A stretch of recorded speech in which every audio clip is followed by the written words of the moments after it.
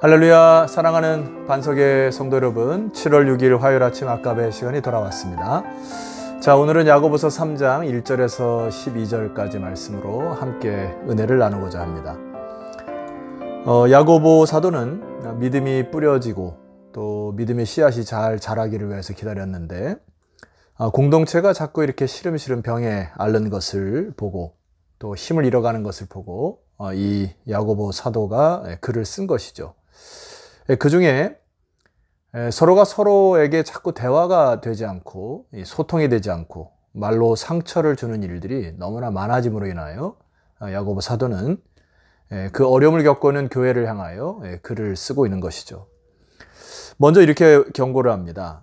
1절, 내 형제들아 너희는 선생된 우리가 더 큰 심판을 받을 줄 알고 선생이 많이 되지 말라. 이 말은 교수나 변호사 혹은 목사와 같은 자가 많이 되지 말라는 의미가 아닙니다. 여기에 더 큰 심판이라고 하는 이 단어는 다른 그리스도인보다 더 엄한 심판이라고 하는 의미도 아니고 정확한 원어의 의하면은 재판을 통하여 내려진 판결이라는 원문의 의미죠. 이것은 말의 책임을 수반한, 즉 그 말의 은사를 받은, 또 지식의 은사를 받은 자들이 그 말의 은사를 잘못 사용하였을 때 내려지는 판결을 통하여 하나님께서 재판을 하시겠다고 하는 의미인 것입니다.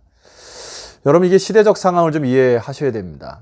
복음이 선포되어지고 전 세계로 흩어진 자들을 통하여서 하나님의 나라가 확장될 때 얼마나 사단이 회방을 했을까요?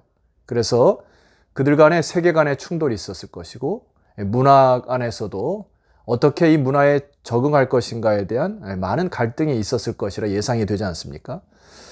그런데 그들 중에 복음을 온전히 받아들이지 못하고 마치 자기가 참 교사처럼 이야기를 하지만은 그 시대에도 이단들도 있었고요.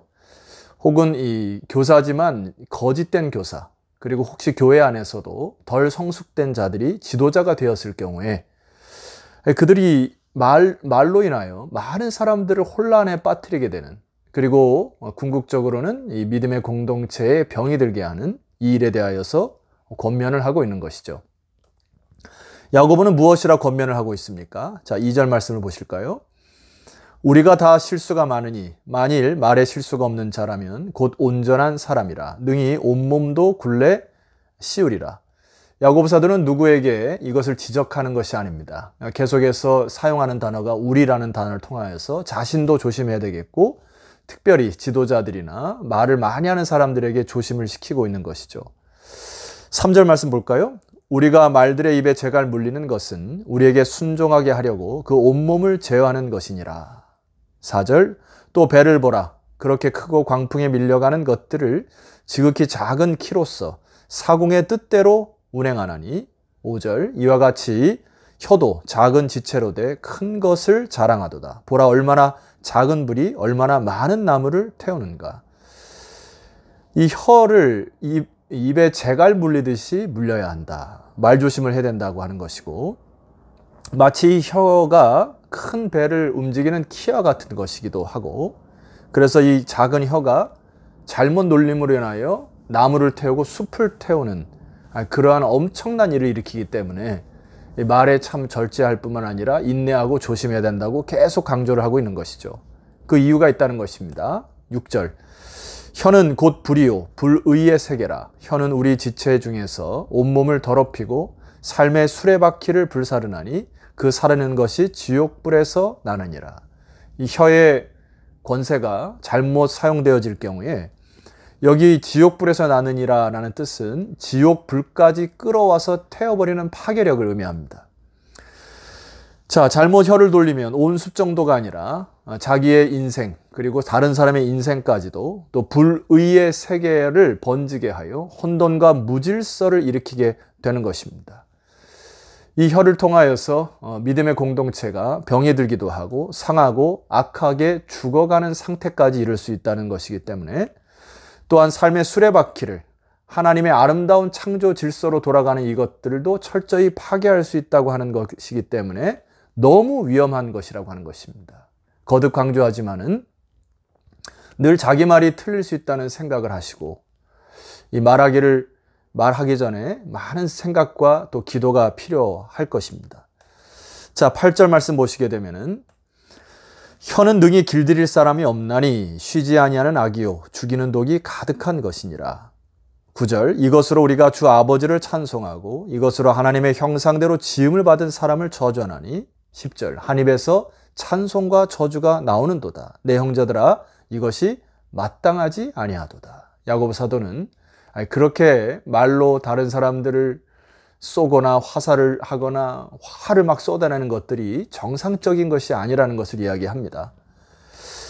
그것이 마땅하지 않다는 것이죠. 11절 샘이 한 구멍으로 어찌 단물과 쓴물을 내겠느냐. 내 형제들아 12절 어찌 무화과 나무가 감람 열매를 포도나무가 무화과를 맺겠느냐. 이와 같이 짠물이 단물을 내지 못하느니라. 메시지 성경은 이것을 이렇게 얘기합니다. 친구 여러분, 그런 일들이 계속 일어나서는 안 됩니다. 샘이 하루는 단물을 내고 다음 날은 쓴물을 낼 수 있겠습니까?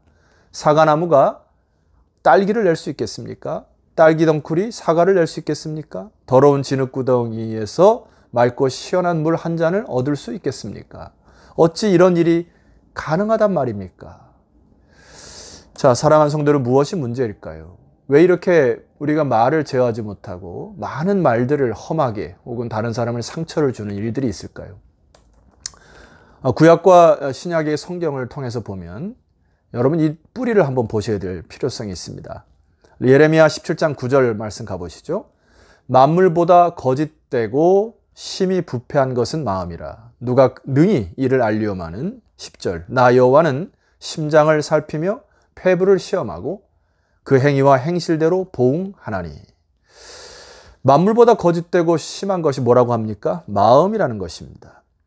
하나님을 떠나서 인간 스스로가 모든 것을 할 수 있다고 하고 자기가 심판자가 되고 판단자가 되게 되면은 그런 고장나고 삐딱하고 부패한 마음으로는 계속해서 갈등이 일어나고 또 오해가 생길 수밖에 없다는 것이죠.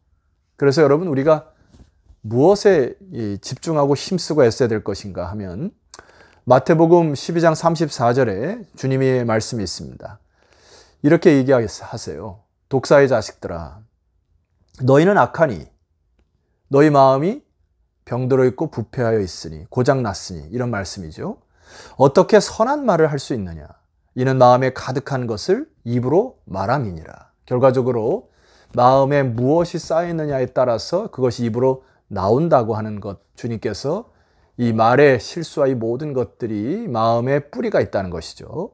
35절 마태복음 12장 35절 선한 사람은 그 쌓은 선에서 선한 것을 내고 악한 사람은 그 쌓은 악에서 악한 것을 내느니라. 36절 내가 너에게 이르노니 사람이 무슨 무익한 말을 하든지 심판날에 이에 대하여 신문을 받으리니 내 말로 의롭다함을 받고 내 말로 정죄함을 받으리라.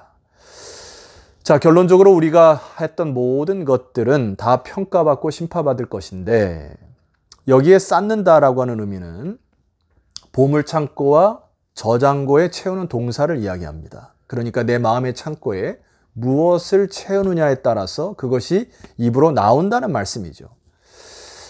자, 한 가지 말씀을 예를 좀 들어드리도록 하겠습니다. 영국에서 유학을 할 동안에 그 필리핀 친구가 있었습니다. 그런데 그 친구의 아내가 간호사였었는데 간호사로서 어떤 아이를 돌봐였어야 되는데 밤새 잠을 못 자고 소리를 지르고 경기를 일으키는 아이가 있었답니다. 유독 그 아이가 신경질적이고 굉장히 다루기 어려운 아이였는데 낮 시간만큼은 밤에 행동이 일어나지 않은 거예요. 나중에 알고 보니까 그 아이가 낮에 즐겨보는 그 만화책이나 그림책들이 너무나 폭력적이고 괴상한 모양의 그림들이 가득한 아주 그 어두운 그림과 만화책들을 많이 보여줬다는 것입니다. 그래서 그 아이가 울 때마다 그 어머니는 그 아이가 좋아하는 그 어둡고 참 이 괴상망측한 그림들을 자꾸 보여줌으로 인하여서 그 아이에게 그렇게 달래왔다는 것이에요. 여러분 우리가 여기서 하나의 질문을 할 필요가 있습니다. 아이가 좋아한다고 그것을 주면 됩니까? 그렇게 되면 안 되죠. 그 아이의 마음을 지배하는 것이 악한 사람에 의하여 그려진 그리고 악한 영에 지배당하였던 그 그림책들이 그 아이의 신비에 자꾸 새겨지는 것이죠. 자, 우리가 마지막으로 여러분 좀 생각해야 될 것이 있습니다. 지금 여러분들이 자꾸 나도 모르게 불평이 나온다거나 화를 쏟아붓는다거나 짜증이 난다거나 쉽게 화를 내는 이런 일들이 자꾸 있다면 어디를 살펴보셔야 되죠? 내 마음의 상태를 살펴보셔야 합니다.